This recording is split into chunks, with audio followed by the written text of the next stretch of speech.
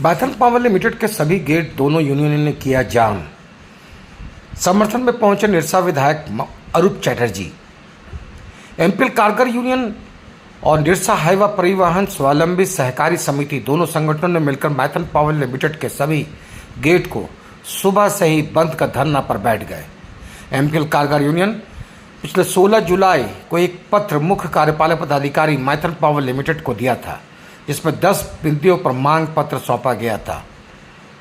10 बिंदुओं में जो मांग पत्र सौंपा गया उनमें बोनस की बढ़ोतरी, कार्य कुशलता के आधार पर सभी कामगारों की पदोन्नति, ईएसआई हेल्थ कार्ड की सुविधा, सभी कामगारों को रात्रि भत्ता एवं ऊंचाई भत्ता दिया जाए, इंडवेल कंपनी में कार्यरत श्रमिकों का पीएफ बेसिक वेतन का 12% काटा जाए, बेसिक में बढ़ोतरी के अनुसार अलावेंस में बढ़ोतरी किया जाए, कामगारों को साल में 30 छुट्टी ईएल प्लस सीएल दिया जाए, सभी का वेतन में बढ़ोतरी किया जाए, पुराने पे स्लिप की तरह नया स्लिप किया जाए, इंडवेल कंपनी में जो बायोमेट्रिक लगाया उसे हटाया जाए।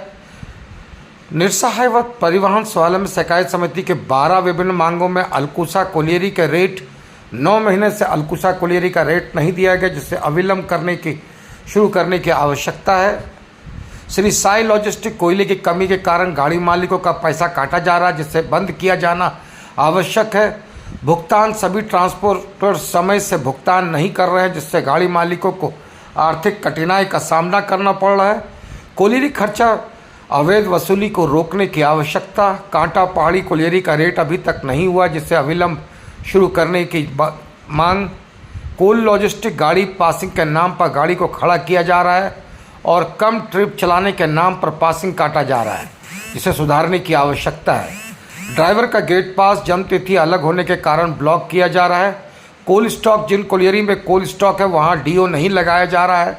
डीजल चोरी, कुसुंडा धनसार में हाईवा से डीजल चोरी हो रही है, जिसे बंद करवाने की ज़रूरत है।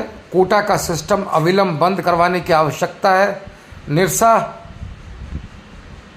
हाईवा परिवहन स्वावलंबी सहकारी समिति एमपीएल प्रबंधन समझौता हुआ है कि निरसा के गाड़ियों को 80 से 90% लोडिंग देना होगा, लेकिन इसमें अमल नहीं हो रहा है। एसजेड के पेमेंट दिसंबर 2022 से भुगतान नहीं मिला, मालिक को इसमें ठोस कदम उठाने की आवश्यकता है।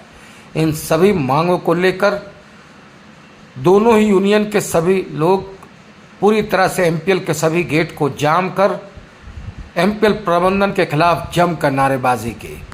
वहीं विधायक अरूप ने कहा, साफ शब्दों में कहा कि जल्द ही इन सभी मांगों को पूरी नहीं की जाती है तो आगे आने वाले दिनों में एमपीएल का चक्का जाम कर दिया जाएगा। आप बोल सकते हैं हाईवा ठीक से परिचालन नहीं हो रही है। जो रेट है कुछ कोलियरियों का वो रेट भी तय नहीं, और एमपीएल इसमें भी डिवाइड एंड रूल पॉलिसी चला है। एमपीएल को पूरी एसोसिएशन को साथ में लेके चलना है, किसी व्यक्ति विशेष को साथ।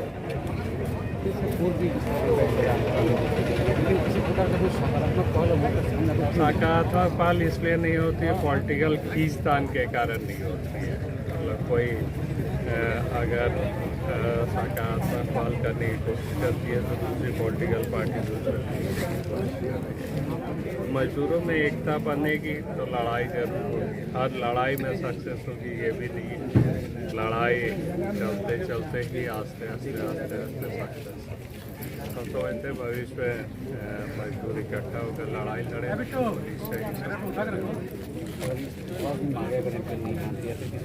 नहीं, अभी तो चलेगी, गेट जाम लगातार चलेगी, अंदर बंद होगी। अगर एमपीएल किसी तरीके का सकारात्मक पालन नहीं करती है सभी मुद्दों तो हम समझते हैं कि लड़ाई हम लोगों की करनी है।